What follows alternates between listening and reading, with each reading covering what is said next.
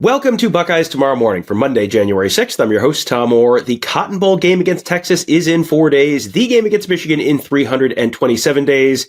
Today we're going to be taking a look back at the Ohio State offense against Oregon in the Rose Bowl. I'm sure everyone is going to enjoy this show quite a bit. And not just because we're doing it with our friend Ross Fulton, the X's and O's guru at BuckeyeHuddle.com. When Ross is on the show, we are sponsored by Jeff Ruby's of Columbus, proudly offering nationally acclaimed USDA prime steaks, seafood and sushi, impeccable service, live entertainment, and an attention to detail that is simply unmatched. Just go to jeffruby.com/Columbus to check out the menu and make a reservation today. Well, the attention to detail for the Ohio State offense was simply unmatched during the Rose Bowl as well. That is one of the most dominant performances I can ever remember seeing, especially against pretty good competition. So, Ross, we're going to start with the first bolt of lightning during the game, which was the Jeremiah Smith touchdown. Yeah, and so you saw a lot of the same concepts from Ohio State against Oregon, continuation, if you will, from Tennessee. A lot of use of two tight ends in this game. Some of that's obviously game situation with Ohio State having a big lead, just like against Tennessee. But a good chunk of that is also trying to force teams into one high, getting favorable matchups, being able to shift strength around, a lot of formation into boundary from Ohio State. That can cause some problems for the Nick Saban, Kirby Smart, especially like this cover 7 split safety stuff, because ideally they want to have 4/3 to the field and 3/2 to the boundary, and then if it's the formations into the boundary, you have to make some choices. And so Ohio State, a lot of motioning, a lot of shifting. All that's to say they're just hunting for matchups, especially like trying to get Oregon in single high, cover 1 or cover 3, and targeting Jeremiah Smith, obviously. And so right away they go right back to they hit the big, they get in 12 personnel, they fake the screen out wide, go empty, hit G. Scott on the wheel route, left uncovered. Then the third play, they come back right to what they used so successfully against Tennessee, which is this counter GT counter, which so the guard and the tackle are pulling, everyone on the front side is blocking down, and obviously you're putting the strength, run strength into the boundary, and then you're just running a slide RPO to Jeremiah Smith, and so Will Howard just reading that backside Will linebacker. The other thing you'll notice is I think Ohio State, particularly early before they had the game put away, used tempo very strategically. Like you'll see on this play, and we'll show another one, a couple of plays where Oregon's not lined up. They're trying to communicate. They're trying to get set. A little bit of payback from the first game, what Oregon did to the Ohio State defense. But, just again, simple read. Will Howard's reading, as I said, that backside linebacker. He plays the run, pull and throw to Jeremiah Smith. And this is where, what we talked about following Michigan is you don't need to throw vertically to Jeremiah Smith all the time. He's great with the run after the catch. And I just think there's just a concerted effort I'll talk about a little bit more where I see it to get him the ball regardless of what kind of coverages or how teams are trying to roll coverage to him or play different coverages. It just less follow what the play sheet or the concept would show on paper, and more if he's got a one-on-one matchup, get him the ball. All right, and you mentioned there that some of the Nick Saban tree kind of defenses will struggle with some of those concepts they were running against Oregon, and I can hear people asking, because I thought the same thing. Steve Sarkisian obviously coached under Nick Saban. Did he bring a Nick Saban tree defensive coordinator over with him to Texas? The answer is no. That is Pete Kwiatkowski. He coached at Boise State and Washington before, so this is you're not necessarily looking at the same stuff necessarily working against that has worked against Oregon. Yeah, but you do get some of a lot of odd front, right, which Oregon uses. Oregon actually didn't use quite as much odd front early on, at least as they did in game 1. But again, it's a game where you want to get the ball, particularly in the run game. We'll talk about off tackle and outside. Yeah, and that we started watching some of the Texas games for the Buckeye Weekly shows that we do, rewatching some of the upcoming opponents' previous games, and the interior of that Texas defensive line looks real stout. So yeah, you're definitely not gonna want to run between the tackles too much. That's probably not gonna be where you find the most success. Next one, another place where Ohio State found success against Oregon, downfield passing. This next play is the Emeka Egbuka touchdown that made it 14-0. Yeah, exactly. Again, it's not in this clip, but use some motion to change the strength here from the boundary to the field. Oregon's in cover 2. I think it's Tampa. I mean, what we talked about going into the game is like, particularly in the split safety stuff, Oregon would bust coverages. And that happened against Ohio State. And so, again, like, this is how you attack split safeties, right? You run the 3 verticals, or it could be a wide cross, like attacking between the 2 deep safeties. I think it's supposed to be Tampa with how that linebacker nickel is trying to carry Egbuka, but he's obviously late to the read. And so Egbuka has a step, and like, this is a great throw. Like we talked about, Will Howard when on that interception against Tennessee, the very similar situation with Jeremiah Smith running down the seam against split safeties. This is a throw you'll take every day, particularly with how accurate Howard's being, where the guy is in, he's trying to keep up, but he's behind, and you just have to put it over him, and you have late hands from the receiver, so you don't want to give away when the ball is coming, because he's that secondary defender doesn't have a chance to turn around, right? He's just trying to catch up. So great throw. But again, you're like, against split safeties, you're seeing them now attack vertically. And whether it was difficulty getting lined up and matching some of this stuff, or whether it was like game flow and the fact that like Oregon quickly got behind, and so they sort of had to try to, be more aggressive to get the ball back, and figured Ohio State would sort of take the pedal off the metal. Like, you saw them pretty quickly get out of a lot of their split safety stuff and play a lot more cover 1 and cover 3. Well, the next two, in fact, are both against cover 1. This first one it was a long pass down the left sideline to Jeremiah Smith, where I think it was a third down play, and they picked up a first down. Yeah, this is kind of what I was referring to earlier, where if you're going to play cover 1, and Oregon, as we talked about coming to the game, they like to play a lot of man on third down. You're going to target Jeremiah Smith at this point. Like, post Michigan, like you can see in like the last month of the season, it's sort of hard to quantify, right? But like Carnell Tate's role, or at least the number of targets he had, increased more and more.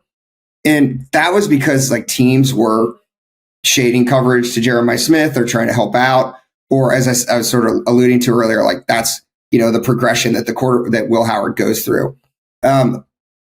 They're being much more aggressive now, or Will Howard is. Like, if I see single coverage, I'm getting the ball to Jeremiah Smith, right? Particularly on these go routes. Like we saw that RPO against Tennessee. We see this one. Like they do run trips to the field. They put Jeremiah Smith opposite single receiver.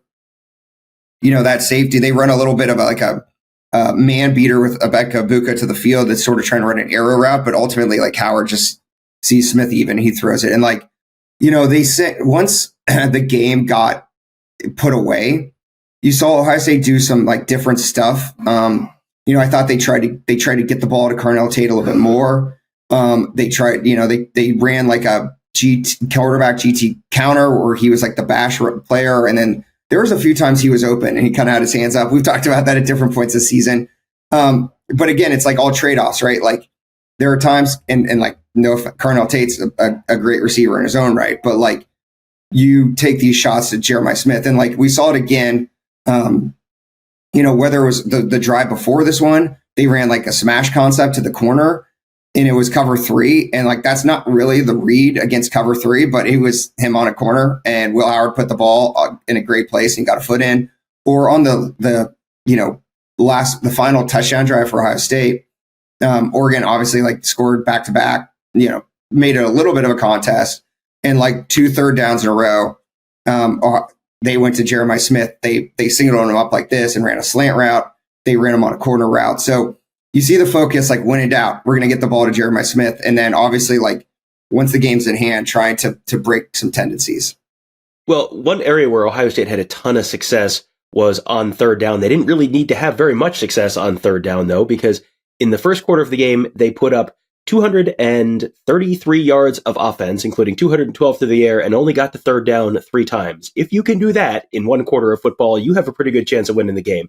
This was one of the third downs that they got to. It ended up, this is again another cover 1 concept they're facing here, and this is one where it just looked so easy for Ohio State on long stretches of the game. Yeah, I grabbed this because I really like this concept, and like to me again, like not to always go back to the Michigan game, but like just the third down concepts you're seeing, obviously like a lot more cover one here versus as compared to zone, but just like compared to those like mirror routes that we discussed that were just like not there. You're just seeing a lot more like using like staple Ryan Day air raid concepts here in motion and shifts, right? So like here you bring Emeka Egbuka again. So we're going from trips. Now we're bringing this, like we're putting both Smith and Egbuka to the same side. And we're like, this is like a little like wheel level route, right? And so he's like going to come out and do a switch and then just break inside. And so it makes it hard. Like defenders have to figure out, are we trading off? How are we handling this? So just much more of the full complement of pass concepts. And as I said, like, I think a big goal that you see from Chip Kelly and Ryan Day is like trying to force teams into this, man coverage or single high just by like making it very difficult to stay in split safety principles with formation, shifts, and motion, and then dialing up these sort of single high beaters. So the next one, this is one that watching this live, I'm watching this from the field through a camera lens, and all I saw is Jeremiah Smith is standing there wide open, like no one within 15 yards of him by the end zone. And it's like, how the heck did they do that? How could you possibly lose Jeremiah Smith on the field? And then going back and watching it, it looks like this one where they use formation to maybe open him up. This is the second Jeremiah Smith touchdown. And you got him in an advantageous matchup and then got the safety's hips turned and going the wrong way. But man, this is one where it just looks like Oregon was doomed from before the ball even got snapped. Yeah, and so, again, this is using motion, right, to make Jeremiah Smith the number 2 or inside slot receiver. A pretty similar look to what they've done on that slide RPO. And then, getting him, again, like if you're going to play cover 3, then you're going to have to account for him as the inside receiver, moving him around. If for those on X, James Light posted, this is Ohio, or Ryan Day has called this play poker, and he posted it, and then Keenan Bailey quit back in response to James Light because like it's described as a split safety play and said works plenty well against single high coverage too, obviously, because you see that here, right? And so again, just like this heavy play action look, you're pulling the center back, and then this throwback, like it again looks kind of similar to like the tight end leak plays that they often run in this situation. And Jeremiah Smith just, turns the safety in circles. Great faking, great throw. And it just gives you, again, like as opposed to having him outside all the time, making it much less predictable for the defense. All right. So the next one, we're going from lots of passing plays to one of the long running plays. This is the long Travion Henderson run at the sort of towards the middle of the second quarter, I guess. That made it 31-0. And before you get to this one, I did want to ask, do you buy into the concept that they're throwing to set up the run? Like you typically think of running to set up the pass. Are they throwing to set up the run? Is that why things are opening up, or is that not? Is that maybe a little bit of an oversimplification? I think that's fair, right? I mean, they are throwing to get a lead and then turning back to the run game. And I think they're sort of, that softens up the defense, right? When they're worried about getting hit over the top of the explosive plays and gets the secondary less apt to fill and provide force support. But a lot of it's just like, building off of each other, right? Like this is the same concept just with that RPO slide. Now they run it with Carnell Tate. Again, as I mentioned, like trying to get him more involved as the game progressed. But Oregon, like now you have Oregon wants to keep a deep safety over these twins receivers to the top of the screen. And then you'll notice, unlike the first play to Smith, here the will linebacker follows the RPO slide. So it's a give read for Howard. And, great down blocks. Henderson obviously makes the other safety miss.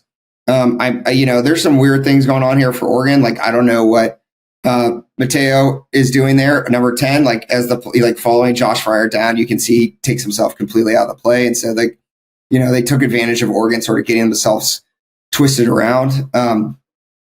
But I do think like the other thing, and like I'll focus on it with this in the next one, like the other thing that counter Trey and then like some other concepts are giving them is the ability to bounce the football outside. And so like that, even early in the game, like there was a 4-yard Travion Henderson gain for a first down, like, ho-hum run. But he was able to bounce it to get those yards, right? As opposed to like inside zone earlier this year where it's just difficult to get the football outside. Like here, if you that you don't perfectly execute the pull and the lead and read it correctly to log. Like Quinshon Judkins and Henderson are good enough to bounce the football outside. And you saw a lot of that in this game where teams were trying to dent against counter and other runs, and they were getting the football outside. So you're just naturally by pushing to the off tackle, like making it much more conducive for them to get the football out in space, even if it's not perfectly blocked up. All right. And now our last play, you mentioned earlier how much 12 personnel they used. This is a 12 personnel play. And this is one we've talked about before. This is wind back. And this was, if you're just listening and you're not watching, this was one of the long Quinshon Judkins runs kind of off left tackle in the fourth quarter. Yeah. I mean, the offensive line certainly wasn't perfect. I think they did a very good job in pass protection. I forgot to mention, like, if you go back to that Jeremiah Smith go route, like Oregon ran a lot of twists up front, particularly in the passing game and pass defense. And like in Ohio State's offensive line did a very good job picking those up. Donovan Jackson continues to be stellar at left tackle. But once everyone knew they were up, they were trying to bleed clock. They did enough in the run game, right? Like we're talking about the pass, setting up the run to milk the game away and get first downs. And like they did it with counter. And here they ran wind back several times. I partially grabbed this because Chip Kelly, like whenever he's interviewed, loves to talk about like every game is, specific game planning. And, it's sort of, it seems like a cliche, but they ran this play a bunch against Oregon the first time around, and I haven't seen it since then. And they ran it a bunch against Oregon this time. So something about the Oregon defense makes Chip Kelly think that this wind back is a productive, and they ran it well.